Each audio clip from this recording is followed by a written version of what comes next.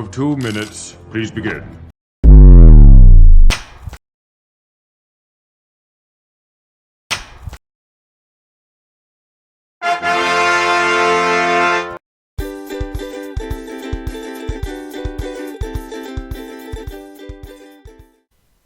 In this video, I will explain what you need to do in IELTS Speaking Part 2.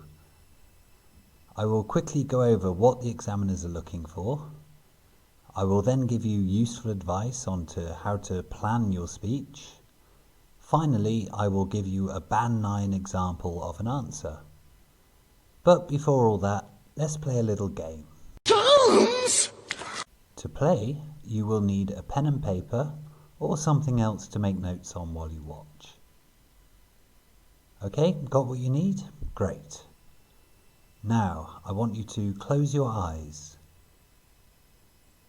Now think of a time in the past that you were travelling to somewhere but hadn't arrived yet. Maybe it was a short journey, or maybe it was much longer. Either is okay. Now, with your eyes still closed, imagine that you are there again. What can you see? What can you hear? What can you smell? Who else is there? How do you feel? What are you thinking? Okay, now open your eyes and write your answers to these questions as quickly as you can. You don't need to write full sentences. When was this? How old were you? Where were you? Where were you going? Where had you come from? How were you travelling? Why were you travelling? Who were you with? What could you see? What could you hear? What could you smell? How did you feel?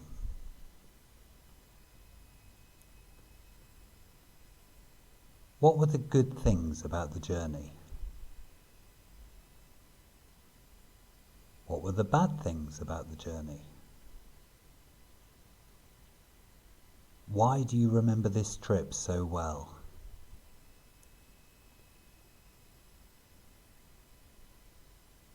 Would you like to do the journey again?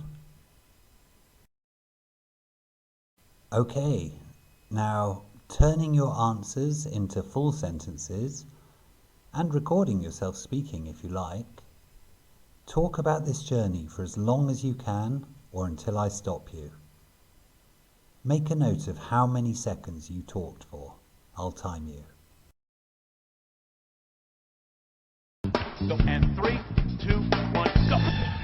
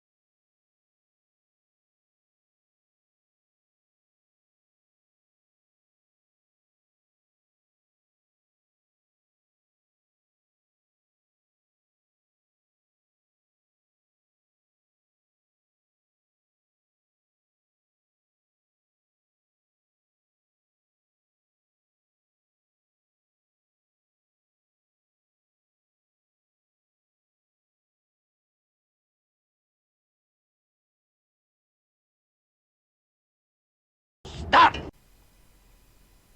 Give yourself 1 point for every second that you spoke, although you should not include any long pauses. Now, if you scored 60 points or more, well done. Write your score in the comments. If you got less than 60, that's okay, just try again. So why did we just do that? Well, because this is what you have to do for IELTS Speaking Part 2. You are given a question like this. You are then given 1 minute to think about what you are going to say, and you can make notes. You then have to answer the question, speaking for between 1 and 2 minutes. When you've finished, the examiner, who will not speak while you are speaking, will ask you one follow-up question about the topic. Unfortunately, you are not given band 9 for just speaking for the full 2 minutes, although you probably won't get a high band score if you don't talk for the full 2 minutes. The examiners will give you a band score of between 1 and 9 for each of the following criteria: fluency and coherence, your ability to speak at length in an easy to understand way without too much pausing, self-correction, or repetition. Lexical resource, this is your use of vocabulary. Grammatical range and accuracy, this is your use of grammar. And finally, pronunciation. Are you producing English speech in the correct way in terms of the words, the stress, the tone, and so on? So, how should you plan your monologue? Well, the first thing you need to do is read the task carefully. Carefully, very carefully. One more thing to consider is when you are talking about. Is it the past, present, or future? This will affect the tenses you use. A common mistake is for people to talk about a past event, but using present tenses. Did you do that in the game? Of course not. I'm a theoretical physicist. The next thing is to make notes on what you're going to say. The question gives you lots of things to talk about, and you could only talk about those things. However, you can and probably should give extra information if you want to give a really strong answer. Use these question words to help you. If you think back to the game, which questions were on the question card and which ones weren't? If you can talk for a long time about any of these things, then do that. Remember that, unlike in the writing test, you are not marked on task response or task achievement, so if you go a little bit off topic at times, it's okay. The important thing is that you speak and speak well. Okay, so to finish off, this is my answer to that question. I gave myself 1 minute to prepare, just like in the real thing. One journey I will never forget is the one in which I very nearly died. It was about 15 years ago now, and I was driving to work, driving out of the city of Bristol, and I was doing about 50 miles an hour, which I believe is about 90 kilometers per hour in metric.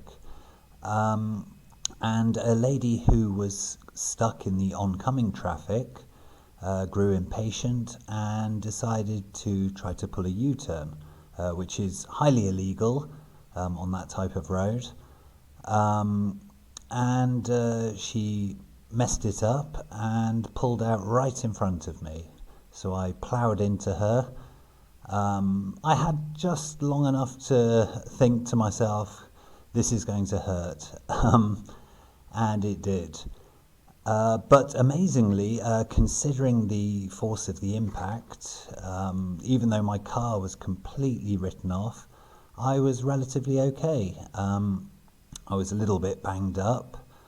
I broke a couple of toes, and I had a very sore knee. I think it was actually from stamping on the brake pedal so hard when I saw her pull out in front of me. But no, really, I was I lived to tell the tale. Luckily, an off-duty policeman happened to be in the car in front of her, so he saw everything that happened. It was entirely her fault. I wasn't speeding or anything. I was on an A road.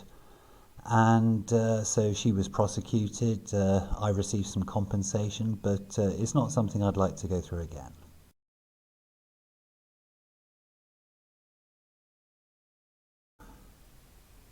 That's it for today's video, but there will be another video very soon. Please subscribe and click on the notification bell. You can also follow us on Instagram and visit our website. Thank you very much for watching. Bye-bye. You did good work back there.